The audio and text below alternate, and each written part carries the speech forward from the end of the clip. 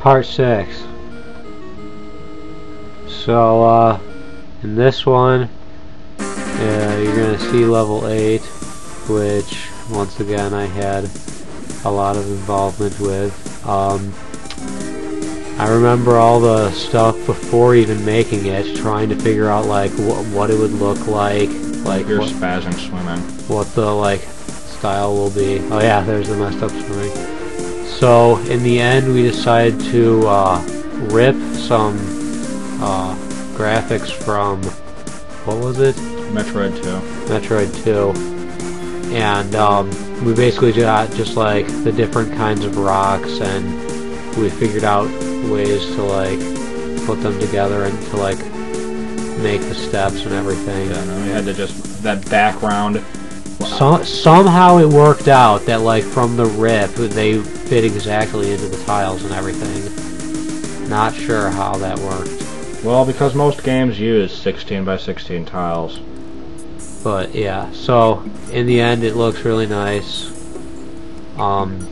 Yeah, the original, we were originally going to use tiles from Pure ZC that were like these big bulbous boulder things, and they had these doors made in. There were like locked doors and all that. We were going to use those, and then realized that would really restrict movement because it would have to be a dungeon D-map. We couldn't even do them. Couldn't? No, we couldn't even like figure out how to use them and like get them to work in our quest. It was horrible. Yeah, I don't really remember that. I just remember working in the closet. Yes, the pile of dust, one of my favorite tiles. Once again, I had to use 2 different C sets. Yeah. If you look closely. But anyway, yeah, as I just said, a lot of this level was made in a walk-in closet. Not sure why. Oh yeah, like a secret second closet. That was very cramped. That was where I had a computer for a while, but it sucked, so stopped using it. Yeah, we had to like plan out the map for this whole thing on this. I think it was in MS Paint. Yeah, it was just in Paint. I just made a 8x8 block, figured out where the start, like where all the entrances are.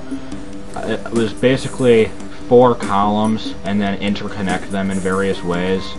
And then once all that was done, figure out where to put the keys. There was a bit of a problem with the keys too. I think there was the original plan was that there were going to be 8 keys in the level, and then you only needed to get 6 of them, but if you got all 8, you would be able to use the 2 extra to get this secret bonus in level 9.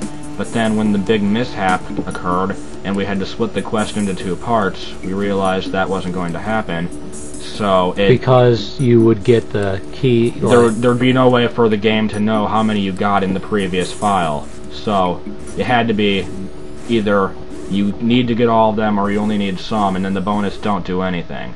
And so we decided to just have you get all of them and have it only 6 keys. Yeah, and the water part that you just saw is like the best part in the whole quest. Somehow it worked out just for like did we have to change the palette or something in order to get it to like work? I don't think so. Or no, we just had to recolor it. Yeah, we just had to recolor all the rocks in the background and the ladders. But it worked out so great. It has like its own look even. Yeah, I love the thing with the fish. Those are guineas, which are usually ghosts. And the way that they can move around and you can't is because enemies can move through tiles that are half walkable and half not, whereas you obviously can't. And so all the open area is half walkable, so you can't get into it, but the fish can, and so it makes it very interesting. Oh, and the crystals, we were like not sure how we were going to make them, and I was just like, just use a rupee.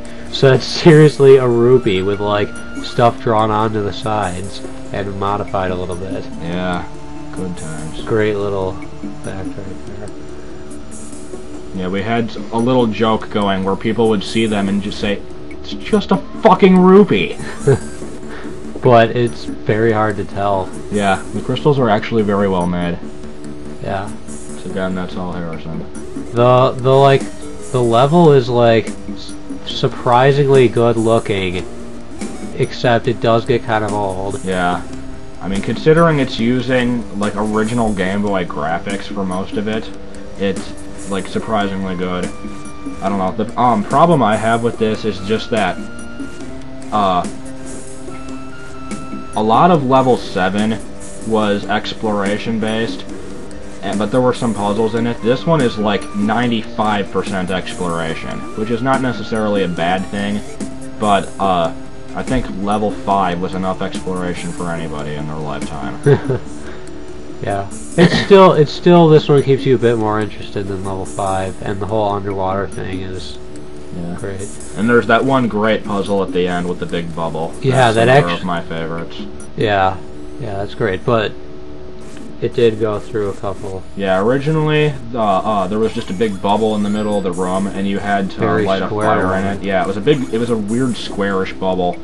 The one I made wasn't very good, so Harrison fixed it. And, originally you just had to, hit the enemy with the wand so the fire hit the middle of the bubble, and then, like, some rocks would disappear, and this was, like, it made no sense, and no one would think to do this. So then we added the bomb with the fuse, and I guess it doesn't really make any sense still, because the fuse is just sort of floating there, but it makes a hell of a lot more sense than it used to. It certainly does. So... We're going to talk about the plot? Yeah, I guess we're done like talking. a minute or 3 or 6. 3. Yeah, we have like 3.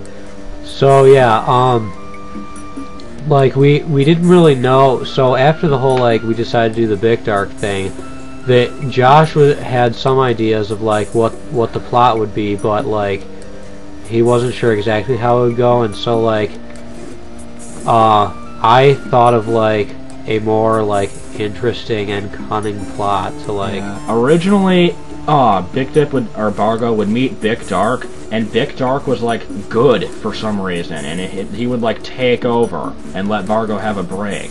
But this was, like, the lamest thing anyone ever heard. Yeah, so I had the whole, like, epic idea and everything to have the, like, the meeting between them where he, like, walks in, and then, like, Bargo walks in on him, and then they have, like, the fight.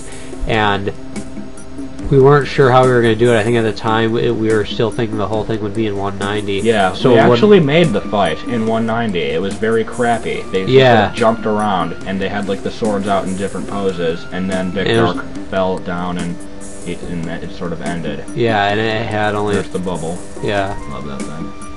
And it had only, like, a few, like, frames, and then when we moved to... Have to wait around a bit. 192...